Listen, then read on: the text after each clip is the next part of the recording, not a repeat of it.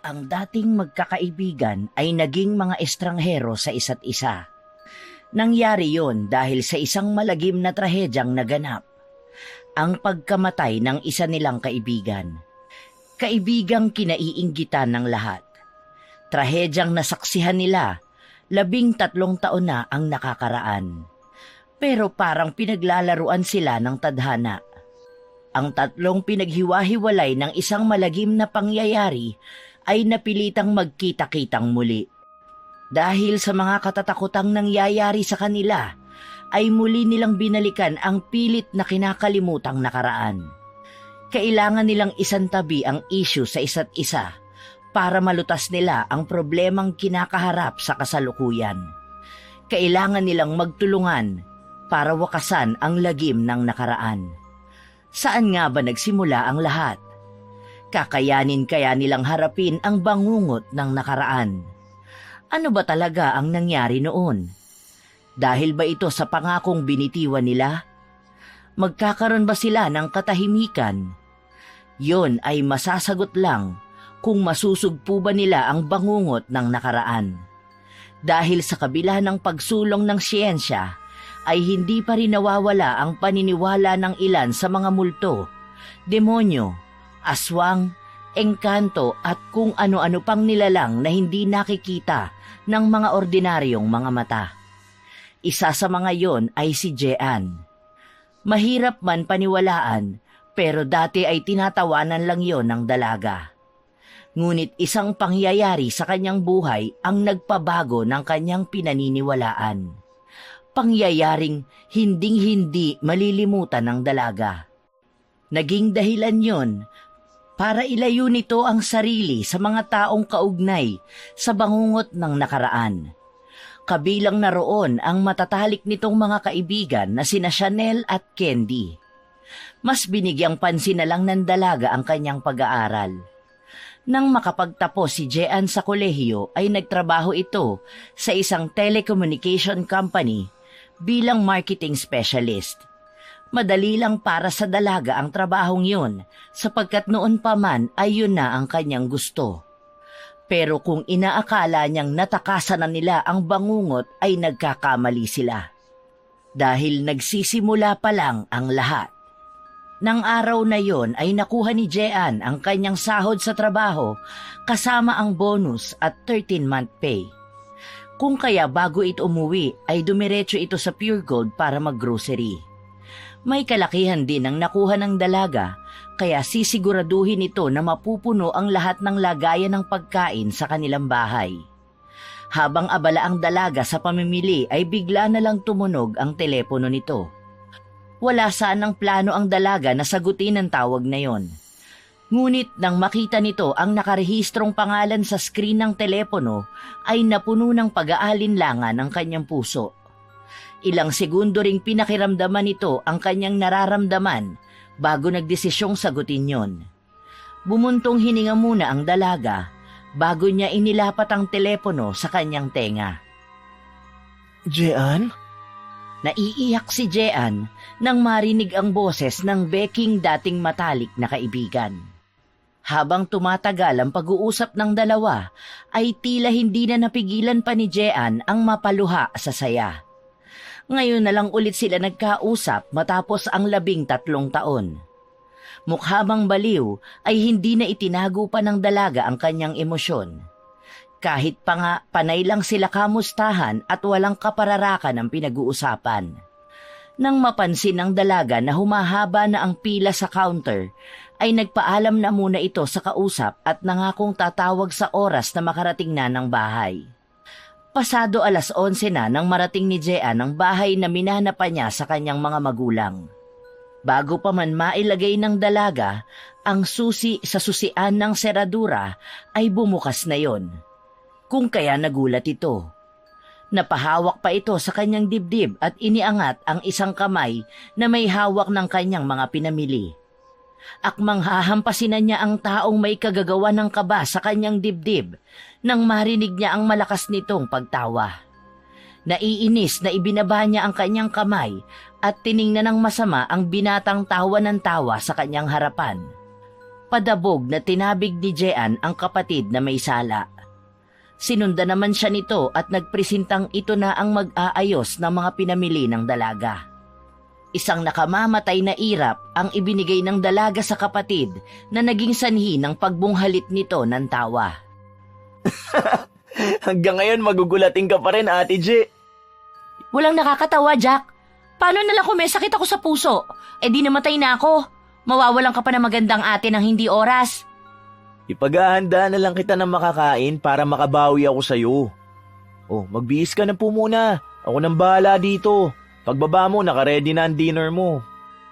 Hindi na umimik si Jean at tinalikuran ang nakababatang kapatid. Nagtungo ang dalaga sa ikalawang palapag kung nasaan ang kanyang silid para makapaglinis at makapagbihis na.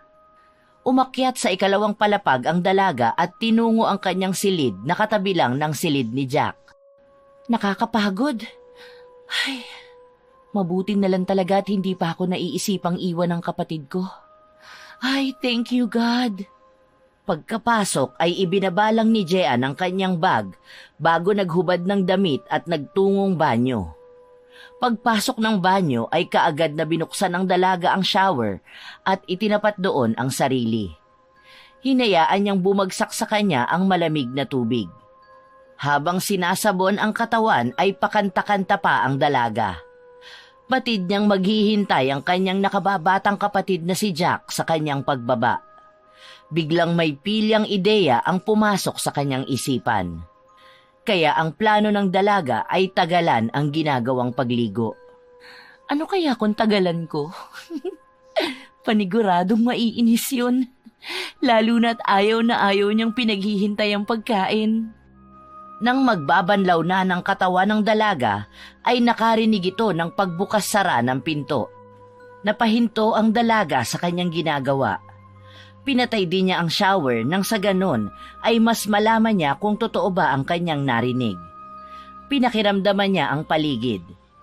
Nang wala na siyang naririnig na kahit anong ingay sa kanyang silid, ay hinablot niya sa pagkakasampay ang kanyang bathrobe.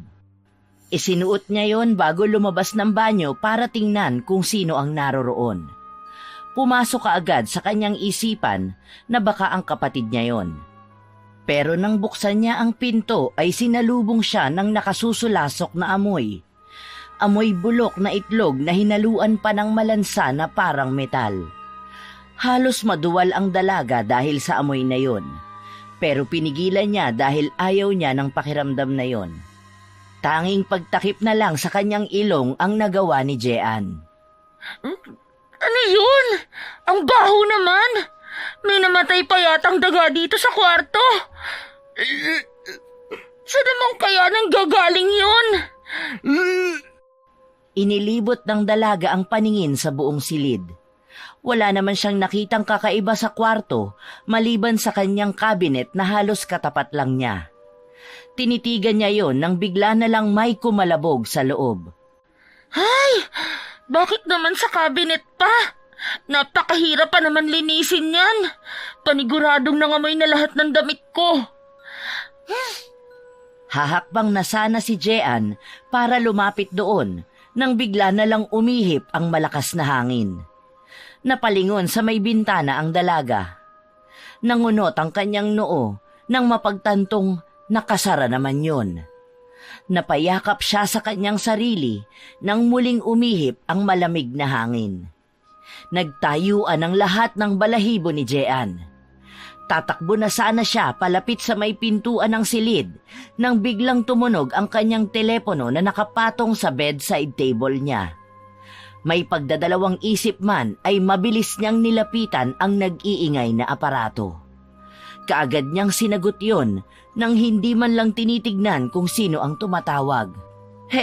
Naputol ang sasabihin sana ni Jean nang marinig ang naghihisterical na beking kaibigan sa kabilang linya. Dire-diretso ito sa pagsasalita kaya walang naintindihan ng dalaga sa mga sinasabi nito. Sandali! Candy! Hindi ko maintindihan ang sinasabi mo! Slow down! Ano bang nangyayari? Sabihin mo sa akin ng dahan-dahan para magkaintindihan tayo! Ilang beses munang nagpakawala ng malalalim na buntong hininga ang nasa kabilang linya. Nang kumalma na ito ay muli itong nagsalita. Mas klaro kaya naiintindihan na ng dalaga ang mga winiwika nito. Kailangan nating magkita. Nasaan ka? Pupuntahan kita ngayon din. Importante to. Nasa bahay lang ako. Kakauwi ko lang eh. Ano ba kasing nangyayari? Alanganing oras pa, tapos ngayon ka pa pupunta? Hindi ba pwede naman tayong magkita bukas? Sakto sa day off. Mahabang katahimikan ang namagitan sa dalawa dahil sa mga sinabi ni Jean. Ilang minuto pa ang lumipas at binalak na sanang patayin ng dalaga ang tawag sa pag-aakalang wala na siyang kausap. Ngunit natigilan ng dalaga sa mga sunod na binitawang salita ng kaibigan. Nagbalik siya. Nagbalik na siya. Hindi niya tayo titigilan. Hindi! Umiiyak na saad ng nasa kabilang linya kay Jean. Bakas din sa boses ni Candy ang panginginig at takot nang sabihin yon. Nagtataka naman ang dalaga sapagkat hindi niya alam kung sino ang tinutukoy ng kaibigan. Magtatanong pa sana si Jean nang biglang magpatay-sindi ang ilaw sa kanyang silid. Binalot ng sindak at pangamba ang dalaga. Kasabay niyon ang malakas na pag-ihip ng malamig na hanging nagmumula sa kabinet. Ibinaba ni Jean ang telepono sa kanyang kama. Balak ng dalaga na ituloy ang kaninang naudlot na paglabas ng silid. Ngunit isang puwersa ang humatak sa kanya palapit sa kabinet na ngayon ay nakabukas na. Ibinigay niya ang lahat ng lakas na meron siya para paglabanan ang puwersang yun. Pero isang magaspang na kamay ang humawak sa kanyang kanang binti na tila pinipigilan ang plano niyang paghakbang. Halos hindi na makahinga ang dalaga sa kilabot na nararanasan. Nagpapalag si Jean. Nang huminto na ang hangin kasabay din ng pagkawala ng nakakapit na kamay sa binti nito, ay hindi na nag-aksaya ang dalaga ng pagkakataon. Kung kaya, mabilis siyang tumakbo palapit sa pinto ng kwarto. Halos abot kamay na niya ang seradura nang may mga kamay na pumulupot sa kanyang bewang at hinatak siya papasok sa loob ng kabinet. Ah! Walang nagawa ang dalaga kundi ang sumigaw habang nakapikit ang kanyang mga mata at nananalangin na sana ay may magligtas sa kanya. Hindi man mawari ni Jean ang kanyang nararamdaman ng sandaling yun, ay isa lang ang sigurado siya. Yun ay hindi ordinaryo ang mga nagaganap ngayon. Sa pagsigaw ng dalaga ay sinubukan niyang banggitin ang pangalan ng nakababatang kapatid. Ngunit dala marahil sa sobrang takot ay hindi niya magawang isigaw ang nais para tawagin at humingi ng tulong sa kapatid na nasa ibabang palapag lang. Nang mapagtanto yun, ay naiiyak na umusal ito ng dasal na memoryado niya. Sumasampalataya ako sa Diyos Amang makapangyarihan sa lahat na may gawa ng langit at lupa. Sumasampalataya ako kay Hesukristo, iisang anak ng Diyos, Panginoon nating lahat. Habang inuusal ni Jean ang isang panalangin, ay siya rin namang hagikhik ng nilalang na humila sa kanya sa loob ng kabinet. Kasabay ng paghagikgik nito ay ang paghaplos ng magaspang at mabahong kamay sa makinis na pisngi ng dalaga. Mas lalong nilukob ng kaba ang dalaga nang magsalita ito. Nanginginig ang buong katawan na ngayon ay nakabaluktot sa loob ng kabinet. Hindi mo na ba ako naaalala? Best, hindi mo ba ako namimiss?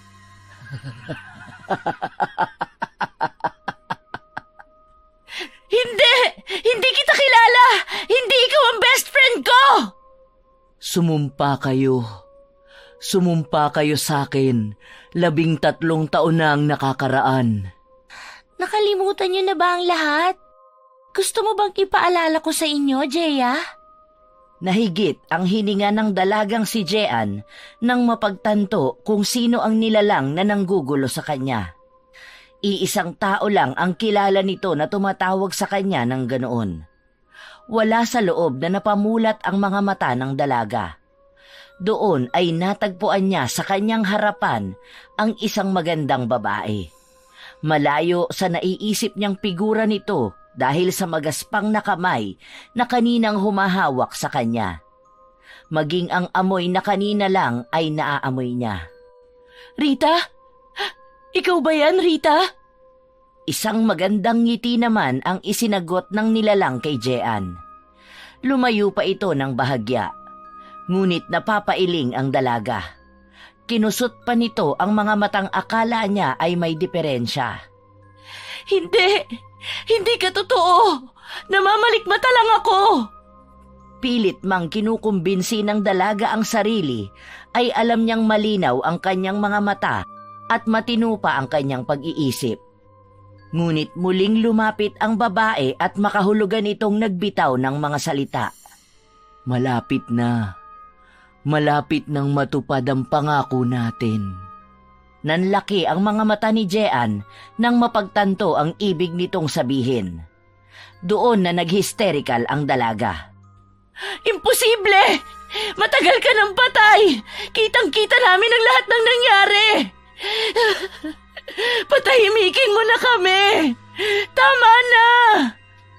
Ngumiti ng malapad si Rita na animoy mapupunit ang bibig nito na nagdulot ng paggapang ng takot at kilabot sa buong sistema ni Jean.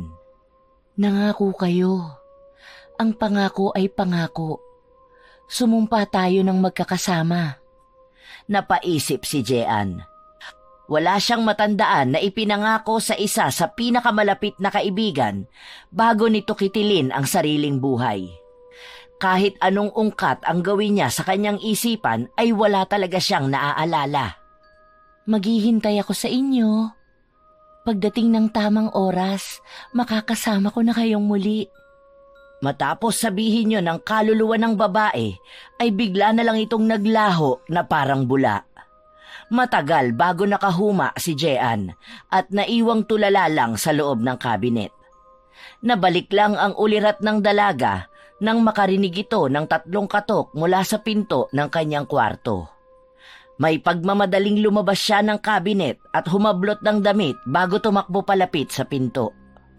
"Ate, matagal ka pa ba dyan? Dumating si Ate Candy at hinahanap ka. Emergency daw." "Ay naku, tagal niyong hindi nagkita tapos emergency lang ang dahilan ng pagkikita niyo. Ang weird niyo talaga." Ikinalma muna ni Jean ang sarili. Ilang beses pa itong huminga at nagpakawala ng hininga bago pinagbuksan ng kapatid na alam niyang naghihintay pa rin sa labas. At hindi nga ito nagkamali. Nakataas ang kilay nitong tinitignan simula ulo hanggang paa ang ate niya. "Huwag mo sabihin na bababa ka na ganyan ang itsura mo. Ate J, paalala ko lang kahit na beke si Ate Candy, lalaki pa rin yun."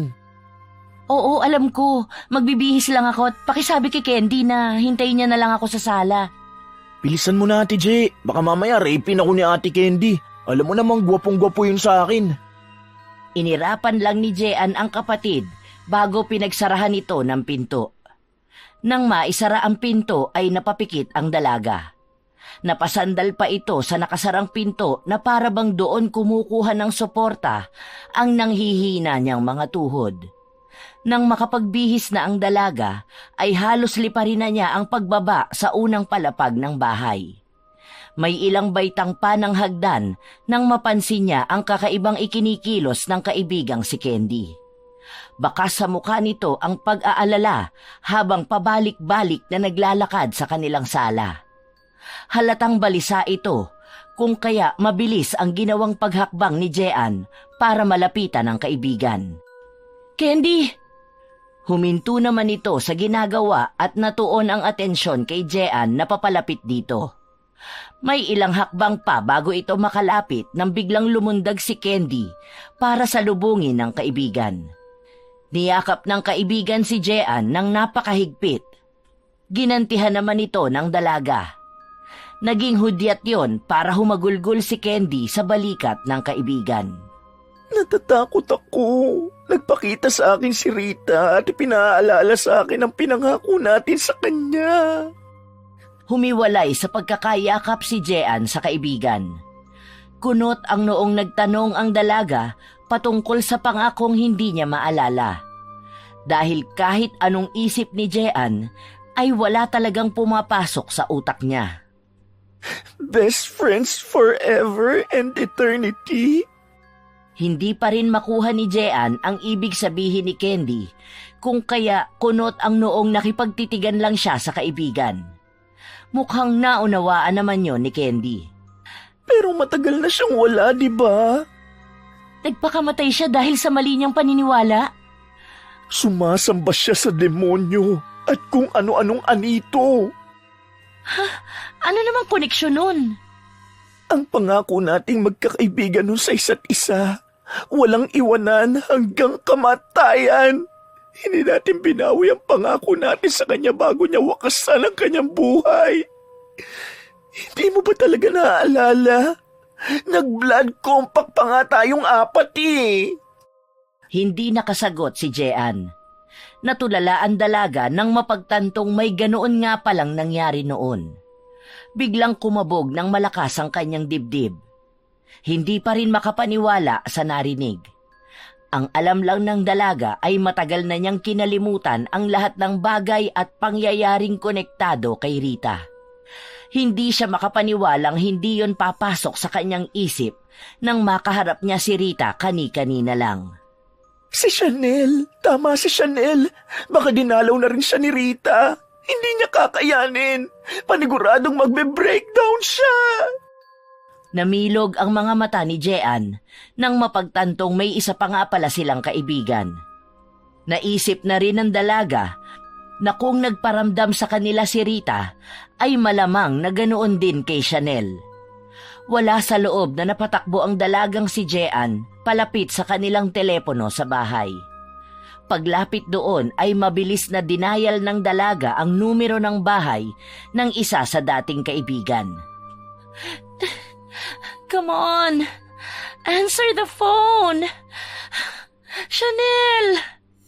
Pagkatapos ng 3 ring ay may sumagot na kaagad sa kabilang linya. Boses matanda yon. Nakilala naman ng dalaga kung sino yon. Pagkatapos ng kamustahan ay kaagad na tinanong ng dalaga kung naroon ba ang dati nilang kaibigan na si Chanel. Ngunit bumagsak ang balikat ng dalaga sa naging sagot nito. Ayon sa matanda sa kabilang linya ay wala pa ito roon dahil simula nang makalabas ito sa rehab ay pinasok na nito ang kumbento at mas piniling manatili doon. Pero nabuhayang muli ng loob ang dalaga sa idinugtong nito na iuuwi raw si Chanel bukas. Nagkaroon na naman daw ito ng episode sa loob ng kumbento at sa palagay ng magulang nito ay may nag-trigger na naman daw sa baliw-baliwan nito. Magpapaalam na sana ang dalaga sa kausap nang muli itong magsalita. Balita di umano ng matanda na baka hindi na rin bumalik ang kanilang kaibigan sa kumbento dahil sa nangyari. Ganun po ba? Sige po, dadalaw na lang po kami sa kanya bukas ni Candy. Baka sakaling kumalma siya. Nang maibaba ang telepono ay kaagad na sinabi ng dalaga ang napag-usapan nila ng matanda. Nabuhayan ng loob ang dalawa at masayang nag-usap kung paano nila kakausapin si Chanel nang hindi ito naghihisterikal. Nasa ganoong pag-uusap sila nang biglang putulin yun ni Candy at may ilabas ito sa kanyang bag na daladala. Ano yan? Cards! Ngayon ka lang ba nakakita ng baraha? Alam kong baraha yan, pero alam mo naman na Pokemon cards at playing cards lang ang alam ko. Syunga, lang. Tarot cards to. Yung ginagamit ng mga manghuhula. Never ka pa ba nakakita ng ganito? Ngayon lang. Sa mga napapanood ko kasi playing cards lang ang gamit nila. Ignorante ka talaga. Doon muna tayo sa lamisita nyo. Hihingi lang tayo ng gabay kung ano ba ang next na mangyayari. Hindi naman na nagtanong pa si Jean at lumapit na lang sa lamisita at ibinaba ang flower vase na nakapatong doon. Umupo naman sila sa sahig ng magkaharap at nasa pagitan nila ang lamesitang gagamitin. Handa ka na ba? Kung makakatulong talaga sa atin, bakit hindi? Pumikit si Candy at may mga inusal ito na hindi naman naiintindihan ni Jean. Ilang saglit pa ay kinuha nito ang kamay ng dalagang nakapatong sa gilid ng lamesita at ipinatong yon sa ibabaw ng barahang hawak nito. Nakapikit pa rin ito habang ginagawa yon. Nagpatangay na lang sa agos si Jean. Ilang sandali pa ay sinimulan ng balasahin ni Candy ang mga baraha. Matapos yon ay ipinahati-hati niya yon kay Jean sa 3. Matapos mahati yon ay muling pinagpatong-patong ni Candy ang mga baraha bago yon inilatag na parang nakakurbang bahaghari. Kumuha ka ng 5 pero wag mo munang ipapakita sa akin. Ginawa naman yon ni Jean. Pumili ito ng 5 sa mga nakalatag na baraha. Ang bawat mabubunot nito ay inilalagay niya sa harap ni Candy ng nakataob. Dinampot ni Candy yon bago bumaling kay Jean. Ready ka na ba? Oo naman. Isa-isang itinihaya yon ni Candy at sa bawat pagtihaya nito ng baraha ay palaki ng palaki ang pamimilog ng mata nito. Nang maitihaya ang huling baraha ay gulat ang ekspresyon ng mukha nitong tumingin kay Jean. Oh, bakit ganyan ang itsura mo? Ano bang ibig sabihin ng mga barahang yan? Masama to. Magkakasama at magkakasunod ang death card, ang the tower and the judgment card. Tapos may 7 of swords pa at 10 of swords. Best, hindi magandang sinasabi ng baraha mo. Ano ba kasi ang ibig sabihin ng mga cards na yan? Death card, ibig sabihin pagtatapos. Pero negative din ang sumunod na baraha mo, which is 10 of swords, pagtatapos. At hindi lang basta-basta pagtatapos dahil masakit na pagtatapos to. Yung 3? Magkakaroon ng paghuhusga sa problemang kinakaharap mo. At hindi magandang magiging resulta dahil may 7 of swords na nagre-represent ng deceit, panluloko, kasinungalingan, hidden agenda. At dahil may 10 of swords ka, it's confirming na may betrayal na mangyayari. Sandali at huhugutan pa kita ng isang baraha, ha? Hilingin mong positive card na makuha natin. Tumangulang si Jean kahit pa nga hindi niya pinaniniwalaan ang mga ganitong bagay. Para kasi sa dalaga ay hindi baraha ang magdidikta sa buhay niya, kundi siya mismo. Muling binalasan ni Candy ang mga barahang natira. Kumuha ito ng ilan sa ilalim at isinasalin yon sa ibabaw ng paunti-unti. Ilang ulit din na ganon ang ginagawa ni Candy nang may malaglag na 2 baraha. Ang isa ay parang lalaking nakabaliktad at ang isa naman ay puso na may nakasaksak na 3 espada. Dinig na dinig ni Jean ang pagsinghap ng kaibigan. Ha? Ano bang ibig sabihin ng mga nalaglag na yan? Ang hangman at 3 of swords. Kinumpirma lang ng 2 barahang ito ang mga nauna mong baraha. Ang hangman ay pwedeng mag-represent ng time of lapse. Pero ibang nakikita ko. Ano bang nakikita mo? May magtatraidor sa'yo na pwedeng magdala sa'yo sa kamatayan. Pagak na tawa ang lumabas mula sa bibig ni Jean. Tumayo ito at inaya na lang kumain ng kaibigan. Nailing naman na iniligpit ni Candy ang kanyang baraha bago tumayo. Sabay na nagpunta ang 2 sa komedor at kumain. Tahimik lang ang mga ito habang kumakain. Nang matapos na sila ay inaya ni Jean si Candy na doon na matulog. Pumayag naman ang beking kaibigan ni Jean. Nang nasa kwarto na sila ng dalaga ay doon lang nagkalakas ng loob si Candy na magtanong kay Jean. Bes, hindi ka naniniwala sa mga sinabi ko kanina, no? Hindi naman sa ganon. Kaya lang napakahirap para sa aking paniwalaan yun. Lalo na at mas naniniwala ako sa sarili ko kaysa sa mga cards na gawa lang naman ng tao. Saka ikaw na nagsabing gabay lang. Ibig sabihin, pwedeng mangyari at pwede ring hindi. Tama ba ako? Pero paano kung totoo ang sinasabi ng baraha? Hindi na inimik ni Jean ang kaibigan at humiga na lang ito patalikod sa kanya. Narinig pa ni Jean ang pagbuga nito ng hangin. Hindi na lang pinagtuunang pansin yon ng dalaga at ipinikit na ang mga mata. Kaagad naman itong nakatulog. Hindi alam ni Jean kung ilang oras siyang natutulog. Ang alam lang niya ay napakabigat ng kanyang ulo pagising niya. Nang tingnan naman niya kung naroon pa si Candy, ay sakto namang lumabas ito sa banyo nang nakabalot ang buhok na akala mo ay babae. Umupo si Jean mula sa pagkakahiga habang sapo-sapo ang ulo. Good morning, best friend. Oh, nangyari sa'yo? Ang bigat ng ulo ko. Baka hindi ka sanay magpuyat. Di ba nung oras na tayo umakyat? Siguro nga. Mauna ka na sa baba, susunod na ako. Pagkatapos nating mag-almusal, puntahan na natin si Chanel. Nang makalabas na ng kwarto si Candy, ay doon lang kumilo si Jean. Ilang minuto lang ang lumipas ay natapos na rin ang dalagang mag-ayos, kung kaya bumaba na ito. Inabutan niya ang kanyang kapatid na nakasuot pa ng apron, habang si Candy naman ay nakasunod lang ng nakasunod ng tingin sa binata. Lumapit ang dalaga sa dalawa. Pagkaupo ni Jean sa tabi ni Candy, ay tumayo ang matalik na kaibigan ng dalaga at ipinagtimpla siya ng kape.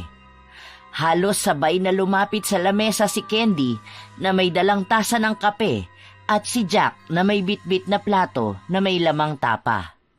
Kainan na! Kainan na! Naku, kailangan namin yan para may lakas kami makipagbardagulan sa topak naming kaibigan.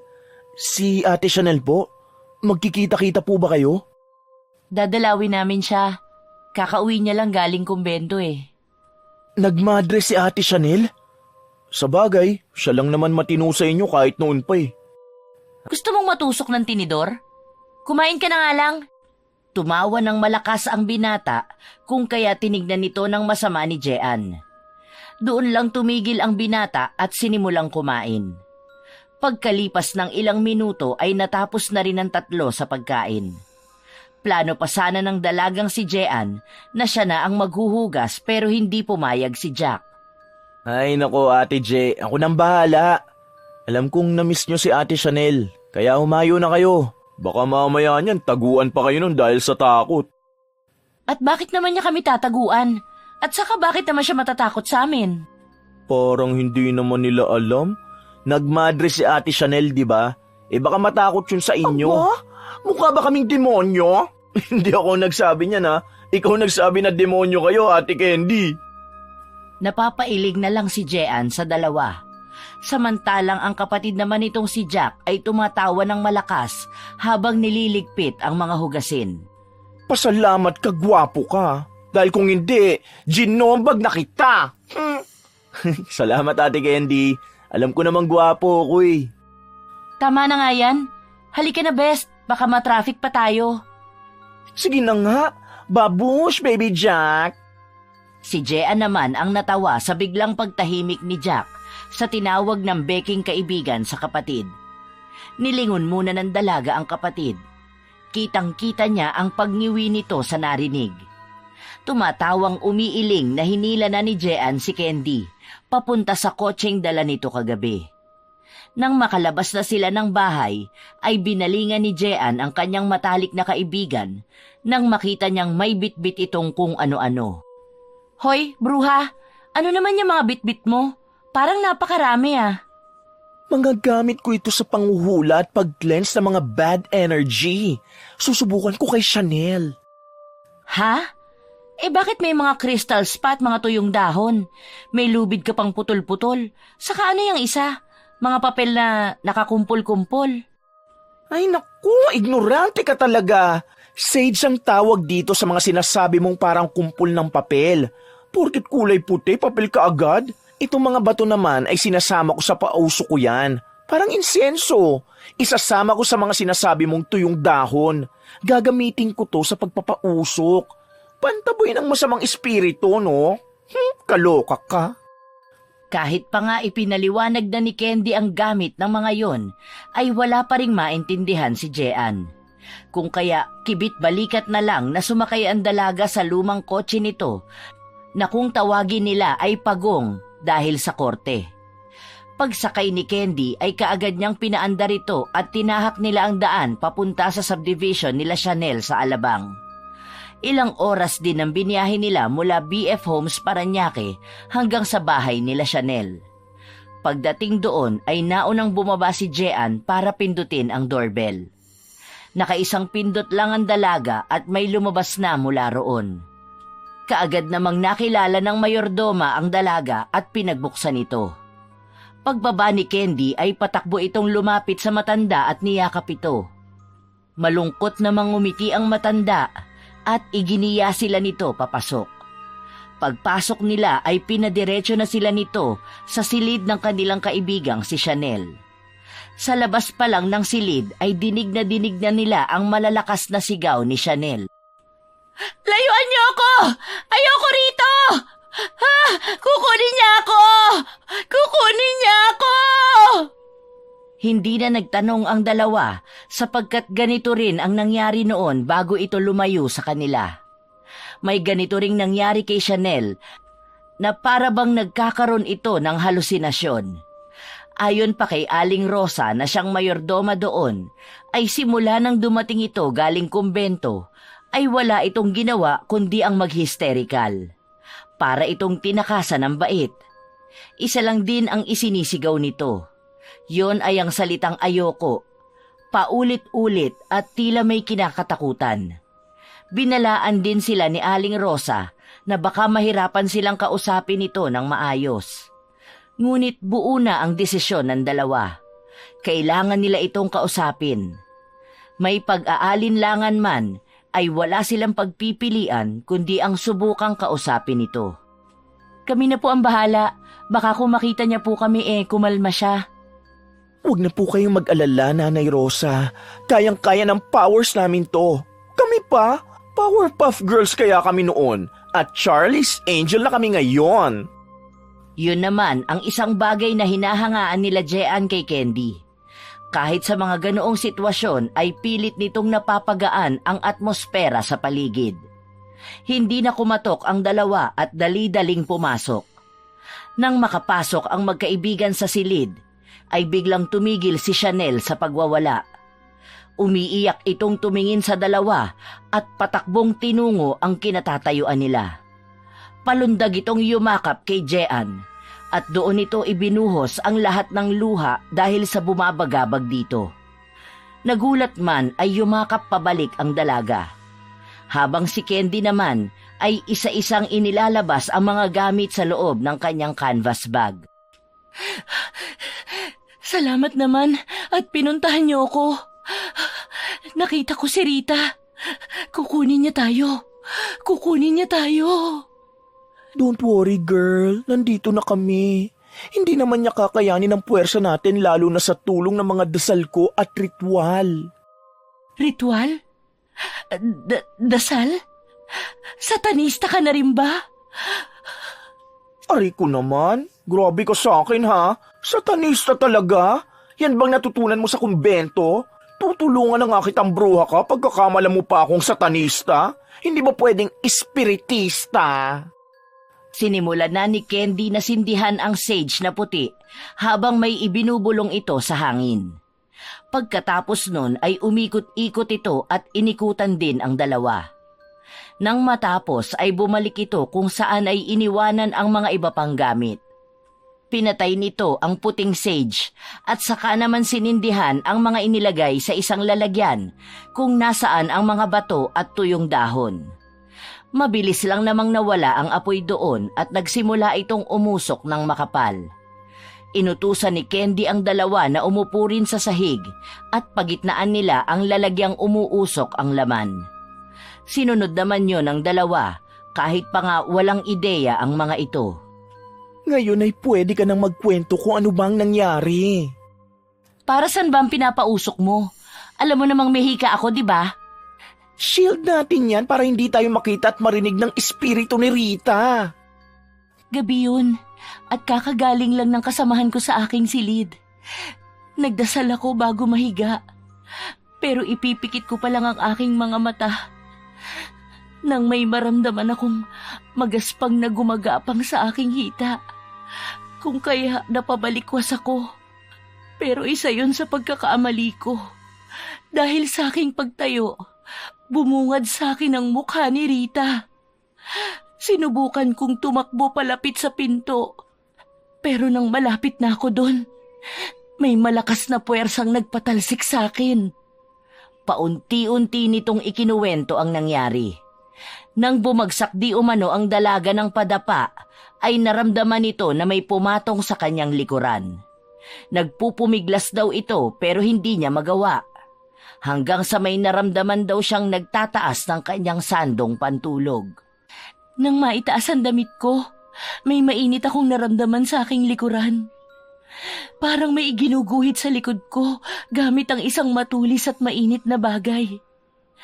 Damang-dama ko ang sakit at hapdi sa bawat pagguhit nun sa aking balat.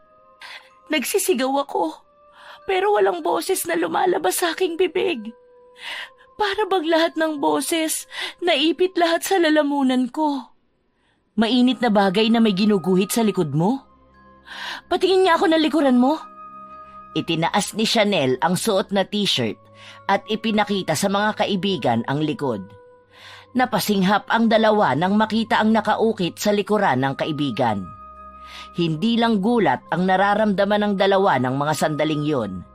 Lalo na nang mapagtantong hindi lang basta sugat ang meron sa likod ni Chanel. Nanindig ang kanilang balahibo sa nakikita. Ang hugis na yon ang lubos na nagbibigay ng pagkabahala sa kanila. Maihahalin tulad ang sugat ni Chanel sa likod sa isang pentagram na nakita din nila noon sa katawan ni Rita. Ang kaibahan lang ay sa may pulsuhan ang sa dating kaibigan. Masama ito. Bakit kanya minarkahan? Hindi maaari ito. Kailangan na natin magmadali. Bakit? Anong ibig mo sabihin? Kung minarkahan na niya si Chanel, ay paniguradong tayong sunod niyang mamarkahan. Sa'yo ba? Wala ba siyang minarka? Taranta namang ininspeksyon ni Jean ang buong katawan. Nakahinga naman ito ng maluwag nang wala siyang makitang kahit ano. Wala akong marka. Kung ganun ay si Chanel pa lang ang minarkahan niya. Hindi ba malapit na ang araw ng kanyang kaarawan at kamatayan? Oo, kasi birthday niya nang wakasan niya ang sarili niyang buhay. Oh my gosh! Kailangan talaga natin magmadali. Bakit? Ano bang mangyayari kapag umabot ng birthday niya? Ang araw ng birthday niya sa taong ito ay magaganap sa mismong araw ng eclipse. Masama yun. Mas magiging malakas siya at maaari na niyang magawa o may sakatuparan kung ano man ang balak niya. Maiba ko, Chanel. Ano ba ang itsura niya nung nakita mo siya? Wala namang pag-aalinlangang sinabi nito sa mga kaibigan ang nakita. Itinuloy nito ang kwento. Nang matapos nitong gumuhit sa likod ng dalaga ay gumaan ang kanyang likod kung kaya tumihaya siya. Pero isang malaking pagkakamali yun. Dahil sa kanyang pagtihaya ay tumambad sa kanya ang nakalutang na si Rita. Ayon pa kay Chanel ay nakakatakot ang itsura ng dating kaibigan. Naaagnas na raw ito at may mahahabang kuko. Bukod pa ron ay marami raw naglalaglagang mga insekto at uod mula sa naaagnas na kaibigan. Nahuhulog sa akin ang mga yun. Hindi ko alam kung mandidiri ba ako o matatakot. Ang alam ko lang, pagkatapos nitong tumawa na parang isang demonyo, nawalan ako ng malay. Dahil sa nangyaring ito ay napag-usapan nilang humingi ng tulong sa pamilya ni Rita. Batid nilang alam ng mga ito ang lunas para sila ay tigilan na ng kaluluwa ng dating kaibigan. Sa paglipas ng araw ay hinanap nila ang pamilya nito. Pero kahit anong gawin nila ay hindi na nila makita kahit isa man lang sa mga ito. Sinubukan nilang maghanap sa internet sapagkat kilala ang pamilya ni Rita sa kanilang lugar. Doon ay nalaman nilang tanging ang lola nito na lang pala ang naiwang pamilya at kamag-anak ni Rita. Ayon pa sa nabasa nila sa internet ay namatay sa aksidente ang ama at ina ni Rita nang araw din na magpakamatay ito. Nang umagang yun matapos mabasa ang nakita sa internet ay nag-request si Candy sa kaibigan. Mag-take ka na ng leave, Jean, para maplano na natin ang gagawin natin. 1 linggo na lang kaarawan na ni Rita. Magfa-file na ako mamaya. Sa ngayon, papasok muna ako. Kayo na munang bahala dito ha. Kung kailangan nyo magsama ni Chanel, ipagpaalam mo na rin siya sa kanyang magulang para magsama-sama na tayo dito pansamantala sa bahay. Ay, Captain. Magbibili na lang din ako kay Jack na maiiwan ka rito pagpasok niya mamaya. Ang alam ko panggabi siya ngayon. Ay naku, yari sa akin yung kapatid mo. Huwag mo nalang pansinin. Saka pwede ba tantanan mo na ang kapatid ko? Best friend kita pero hindi ako papayag na maging sister-in-law kita. Humagikhik ang beking si Candy. Nagbeso lang ito kay Jean bago umalis ang dalaga. Sa pagtalikod ng dalaga ay biglang sumeryoso ang mukha ni Candy at saka isinara ang pinto. Lumakad ito palapit sa telepono at dinayal ang numero ng bahay nila Chanel. Kinausap nito ang isa pang kaibigan at sinabihang pumunta roon. Nang matapos ang kanilang pag-uusap ay ibinaba na ni Candy ang telepono bago prenteng umupo sa sofa. Samantala, si Chanel naman ay nagmamadaling nagkarga ng mga gamit sa isang bag. Nang magtanong ang magulang nito ay sinabi niya sa mga ito ang napag-usapan nila ni Candy na doon na muna sila sa bahay ni Jean. Pumayag naman ang mga ito at nagpresenta pang ihahatid siya. Nang maihatid ito sa bahay ng kaibigan, ay pinag-usapan nila ang gagawin at saka nila irerelay kay Jean pagdating nito. Habang si Jean naman ay nagdesisyong mag-half day lang sa trabaho. Inasikaso lang talaga nito ang leave niya. Nang matapos mapirmahan ng kanilang management staff ang kanyang pinasang letter, ay umuwi na ito. Kumusta na kaya si Candy sa bahay? Sandali nga't matawagan? Kinuha ni Jean ang kanyang cellphone at hinanap sa contact ang numero nila sa bahay. Ilang ring lang yon at may sumagot kaagad. Alam na alam ng dalaga na si Candy yon base sa pag-hello nito. Best, natawagan mo na ba si Chanel? Anong sabi niya? Nandito na siya. Hihintayin ka na lang namin. Ganun ba? Sige, pauwi na rin ako. Approve na ang leave ko at nag-half day na rin ako para maasikaso natin ang mga dapat gawin. Sunduin ka na lang namin. Wait mo na lang kami. That's better. Hintayin ko na lang kayo dito sa labas ng SMBF. Okidoki. Pagkatapos ng pag-uusap ng dalawa ay lumakad na rin si Jean papunta sa pinakaharap ng SM. Nang madaanan ng dalaga ang red ribbon, ay bumili muna siya ng roll na cake bago tuluyang pumunta sa pagkikitaan nila ng kaibigan. Saktong paglabas niya ng mall kung saan doon din ang kanilang trabaho na matatagpuan sa huling palapag, ay natanaw na niya kaagad ang paparating na kotse ng kaibigan. Paghinto nun sa kanyang harapan ay bumaba si Chanel sa harap at lumipat sa likurang bahagi. Pagsakay ni Jean ay pinaandar na din ni Candy ang kotse. Ilang minuto lang ay narating na nila ang bahay ni Jean. Palabas naman doon si Jack para pumasok din sa trabaho nito.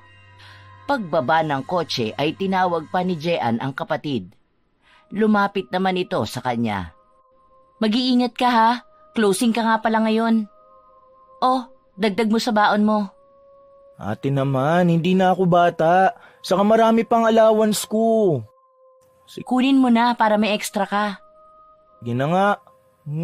Bye-bye, papasok na po ako. Nang makaalis si Jack ay sabay-sabay na pumasok ang tatlong magkakaibigan. Pagdating sa loob ay kumain sila ng cake na dala ni Jean. Dahil solo naman nila ang bahay at wala si Jack ay pinag-usapan na rin nila ang gagawing hakbang para makausap ang lola ni Rita. Pakiramdam ko naman, madali lang nating makakausap ang lola niya. Bukod sa mabait si Lola Lucinda, kilala naman tayo nun. 13 years niya tayong hindi nakita. Sa tingin mo ba'y makikilala pa niya tayo? Bakit hindi natin subukan? Pwede. Gagawa na muna ako ng proteksyon natin mamayang gabi. Naku, kung magpapauso ka na naman please lang ha. Doon ka na lang sa guest room. Hihikain ako sa'yo eh. Actually, yun nga sanang ire-request ko. Jean, Candy, walang mamamatay ha? Ha? Bruha to, huwag kang nega. Pahingi ako ng kahit anong bagay na pag-aari nyo. Baka naman kulamin mo kami. Siya nga lang, Kung gusto ko kayong kulamin, baka matagal ko nang ginawa yon. Saka hindi ako marunong mangulam, no? Pangontra lang ang alam ko. Nang sumapit ang gabi ay isinagawa na nga ni Candy ang paggawa sa proteksyon nilang tatlo. Isinagawa niya yon habang natutulog ang dalawa. Gamit ang kanyang mga gamit at mga gamit na ibinigay nila Jean, sinimula na niya ang ritual. Nagsimula na ring kumulog at kumidlat na hindi na alintana ni na Chanel at Jean na mahimbing nang natutulog. Nang sumapit ang umaga ay ginising ni Candy ang mga kaibigan para ipasuot sa mga ito ang kwintas na may palawit na bato. Ito na ba yun? Oo, isuot mo na yan. Ikaw? Ay, syempre meron din. Inilabas ni Candy ang kwintas na nakatago sa kanyang damit. Doon lang isinuot ng dalawa ang sa kanila at saka bumangon para mag-ayos. Bala kasi nilang maagang bumiyahe papuntang Taytay para hindi sila abutan ng rush hour sa daan. Wala pang 1 oras ay nakaayos na silang tatlo at handang-handa ng bumiyahe. Nag-iwan lang si Jean ng note sa kapatid. Saka sila lumarga. Habang nasa daan papuntang Taytay ay nakatulog sina Jean at Chanel. Hindi naman ininda ni Candy yun. Nagpatugtog na lang siya ng mahina para hindi maburyong. Ilang oras pa silang bumiyahe bago narating ang harap ng malaking bahay ni Rita. Hindi muna ginising ni Candy ang mga kaibigan. Sinubukan muna nitong tumawag ng tao.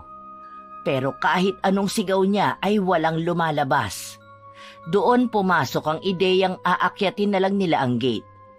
Batid naman kasi nitong walang alagang aso ang lola ni Rita dahil allergic ito sa balahibo. Doon niya ginising ang 2 pang kaibigan at sinabi ang kanyang naisip.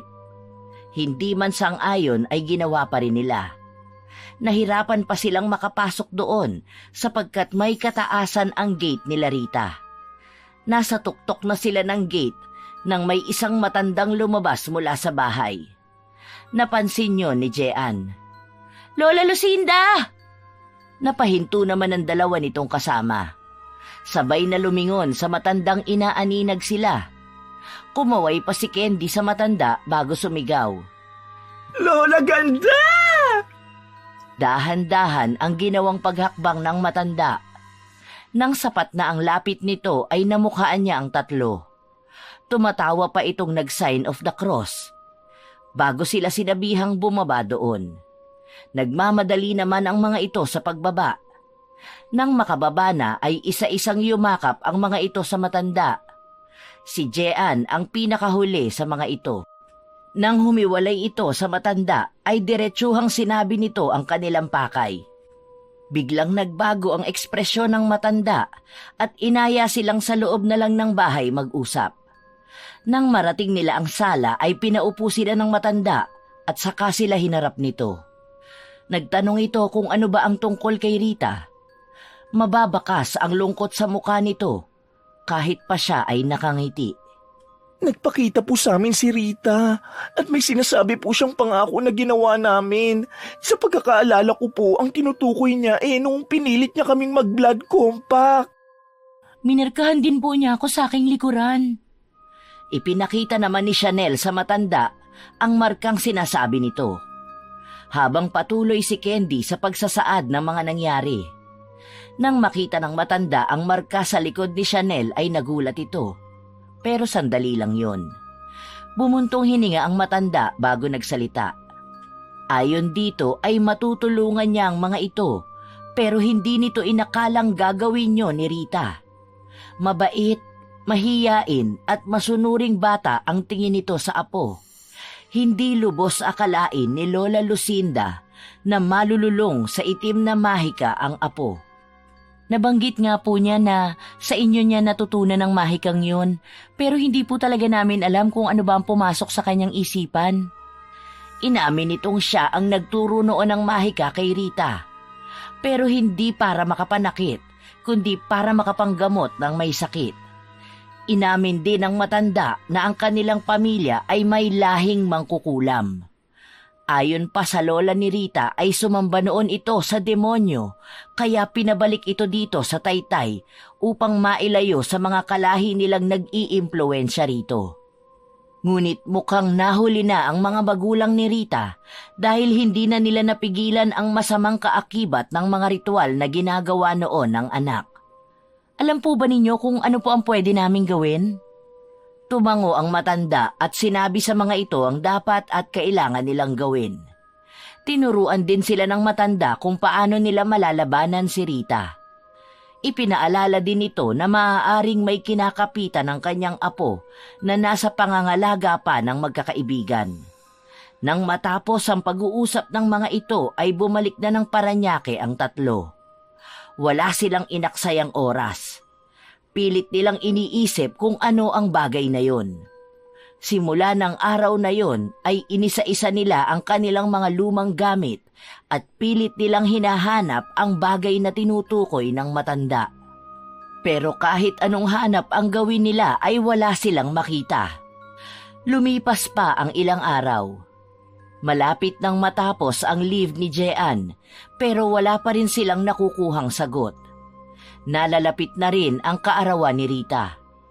Araw ng linggo yon, nagdesisyon ang tatlo na maglinis ng bahay ni Jean habang naghahanap sila ng kasagutan. Si Candy ay nagpresintang mag-ayos sa mga kwarto. Si Chanel naman sa unang palapag, habang si Jean ay sa bodega. Habang nagwawali sa loob ng bodega ay may nakitang bracelet ang dalaga. Kumunot ang noo nito. Bracelet?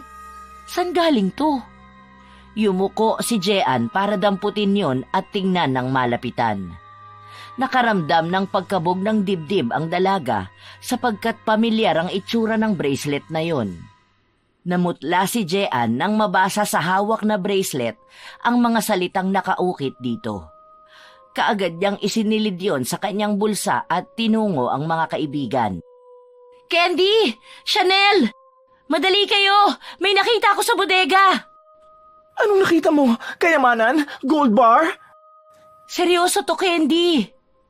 Nang makalapit ang dalawa sa kanya, ay inilabas niya sa kanyang bulsa ang bracelet na napulot. Kitang-kita niya ang pamimilog at panginginig ni Chanel nang makita yon. Lumayo ito sa dalawa at dinukot mula sa kanyang bulsa ang isang coin purse. Mula roon ay inilabas ni Chanel ang bracelet na katulad ng kay Jean. Nanlaki naman ang mga mata ni Candy nang makita yon. Itinaas naman ito ang kanyang kaliwang kamay at doon ipinakita ang kaparehas na bracelet. Ito ang niregalo noon ni Rita sa atin. May nakaukit na best friends forever. Pero ito ba talaga? Kasi madami siyang binigay sa atin eh. Hindi lang to. May bag, damit, headband, at kung ano-ano pa. Pero hindi kaya ito ang sinasabi ni Lola Lucinda? Kung pagbabasehan ang nakasulat dito at sa sinasabi ni Rita nung huli ko siyang nakita, patungkol yun sa pagkakaibigan. Kay Rita ba galing ito? Hindi ko kasi matandaan noon kung sino sa inyong nagbigay nito, kaya tinago ko at lagi kong daladala. Sigurado akong sa kanya galing to. Para namang may bumbilyang umilaw sa ulo ni Jean. Mabilis siyang umakyat at tinungo ang silid niya. Hinalungkat niya ang lahat ng photo album na naroroon. Alam niyang isa lang ang maaaring maging sagot sa kanilang katanungan. Napabuntong hininga ang dalaga nang makita ang hinahanap na photo album. Nasa pinakailalim ng mga album yon. Nang sa wakas ay makita na ang hinahanap, ay bumalik siya sa ibaba kung nasaan ang mga kaibigan. Ipinakita ng dalaga sa mga ito ang photo album na naglalaman ng kanilang mga lumang larawan. Photo album? Tama, nung magkakasama pa tayo nila Rita, mahilig ka nang kumuha ng larawan. Sa ating lahat, ikaw ang laging sentimental. Bawat pupuntahan, bawat masasayang nangyayari sa atin, kinukuhanan mo. Wait lang ha. Ano namang connect? Kung si Rita ang nagbigay niyang bracelet, sigurado akong siya rin ang magsusuot nito sa atin. At sigurado ako na makukuhanan ko yun ng larawan. Ay, bakit ngayon mo lang naisip yan? Simula nang maghiwa-hiwalay tayo, Pinilit ko ng kalimutan ng kahit anong konektado kay Rita. Ayoko nang masaktan at ayoko nang matroma. Ano pang hinihintay natin? Di buklatin na yan! Nagkumpulan ng 3 bago binuklat ang photo album. Inisa-isa nila yon. Nandyang natatawa sila, napapangiti habang isa-isang nakikita ang masasaya nilang larawan. Sa paglipas ng bawat segundo, nawawala na ng pag-asa ang mga ito na makakakita ng katibayan na tama nga ang kanilang hinala. Ngunit sa pinakalikod na bahagi ng album ay makikita doon ang 4 na nakalinyang larawan kung saan ay isinusuot sa kanila ni Rita ang bracelet. Ang isa sa 4 na larawan ay naroon silang magkakaibigan na nakataas ang mga kamay na parabang ipinapakita ang bracelet na suot nila na magkakaparehas. Parang nawala ng lakas si Jean nang maalala kung gaano pa sila kasaya ng araw na yon. Tanda pa ng dalaga na ang larawan ay kuha 1 araw bago ang kaarawan ni Rita. All this time, nasa harap na natin ang sagot pero lumayo pa tayo. Grabe! Ngayong alam na natin ang kinakapitan niya ay may sasagawa na natin ang itinuro ni Lola Luz. Dapat natin paghandaan yun. 2 araw mula ngayon ay kaarawan na niya. Kailan ba natin isasagawa? Sasalubungin natin ang araw ng kanyang kaarawan. Sa unang pagpatak ng araw na yun ay dapat handa na tayo. Hindi ba natin pwedeng gawin yon bago ang kaarawan niya? Nakalimutan niyo na ba ang bili ni Lola Luz? Dapat nandun si Rita sa pagputol ng sinumpaan nating pangako. Pero matagal nang hindi nagpaparamdam si Rita. Dahil naghahanda siya sa tamang oras. Tamang oras? At yun ang tamang oras. Tama! Sinabi niya ang salitang yan sa akin noon, pagdating ng tamang oras. Nang gabing yon ay nagplano ang 3 na pagsapit ng gabi bago ang kaarawan ni Rita ay sisimulan na nilang isagawa ang mga itinuro ni Lola Lucinda. At habang hinihintay ang pagsapit ng araw na yon, ay itinuro sa kanila ni Candy ang proseso ng ritual na kanilang isasagawa. 2 araw din na inaral nila yon. Maging ang mga options na kanilang gagawin kung sakaling magkaaberya. Nang sumapit ang araw na yon ay inihanda na nila ang kanilang mga gamit.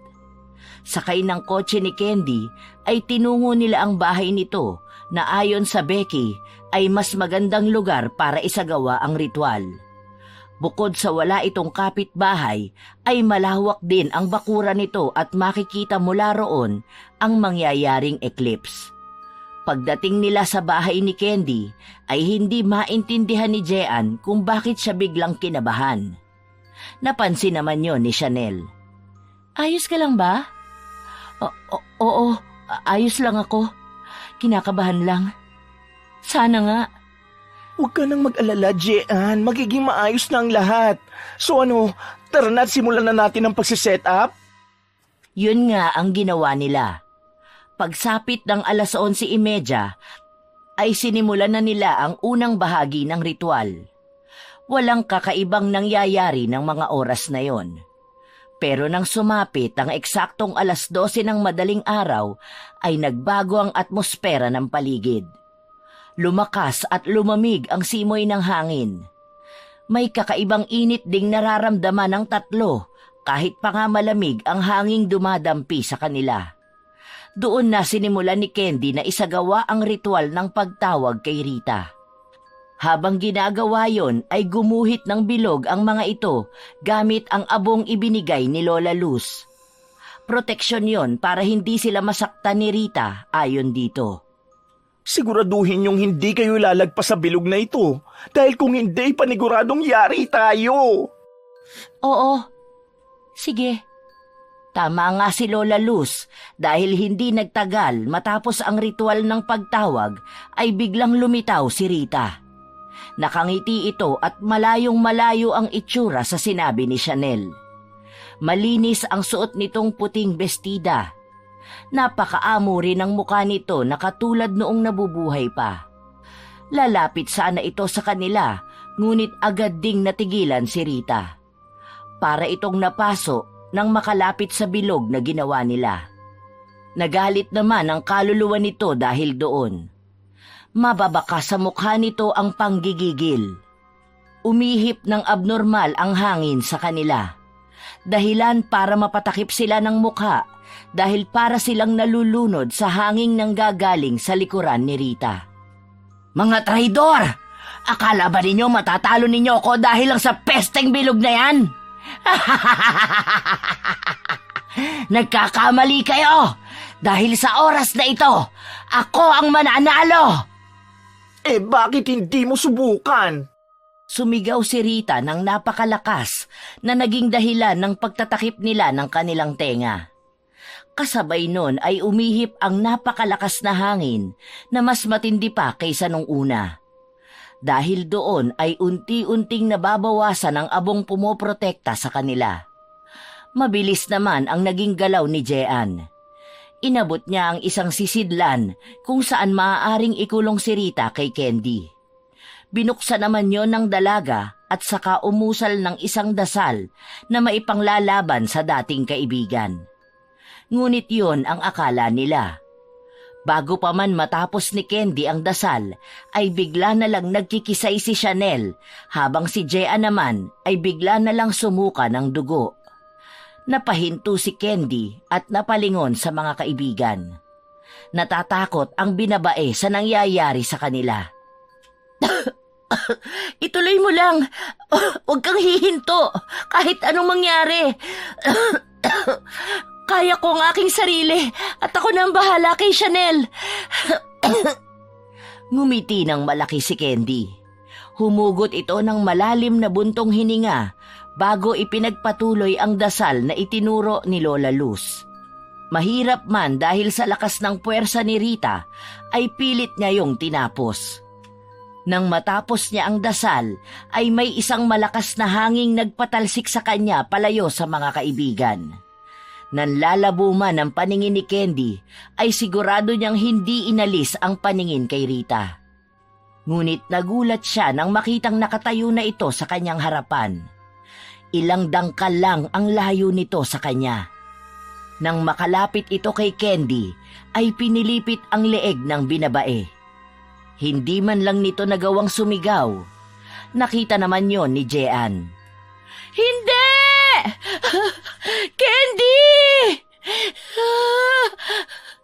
Matapos yon, ay dahan-dahan itong pumihit at naglakad papalapit kina Jean na umiiyak pa rin.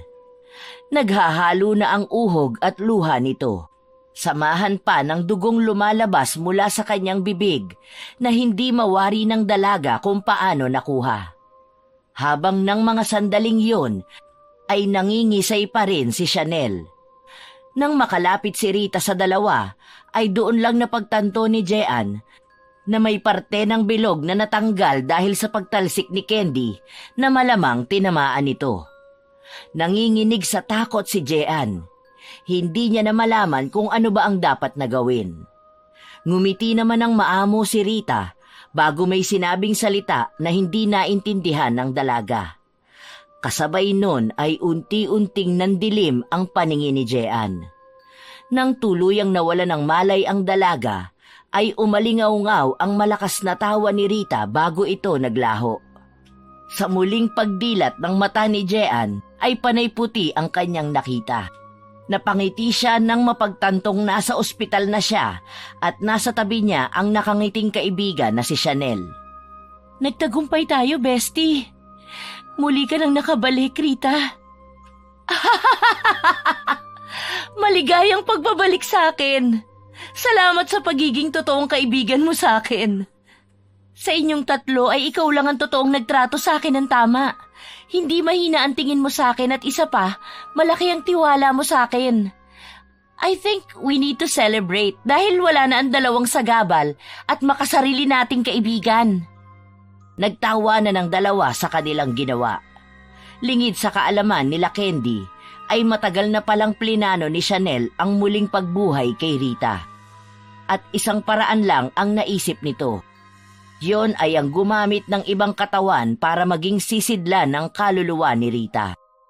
Dahil malaki ang inggit nila noon pa man kay Jean, ay ito ang kanilang tinarget. At ngayon ay nagtagumpay sila. Ang istoryang ito ay nagpapakita lang na hindi lahat ng kaibigan ay totoo at mapagkakatiwalaan. Kahit pa nga sabihin nating kilala natin ito simula pa noon. Dahil ang inggit at galit ay walang pinipili. Kaibigan man o kapamilya.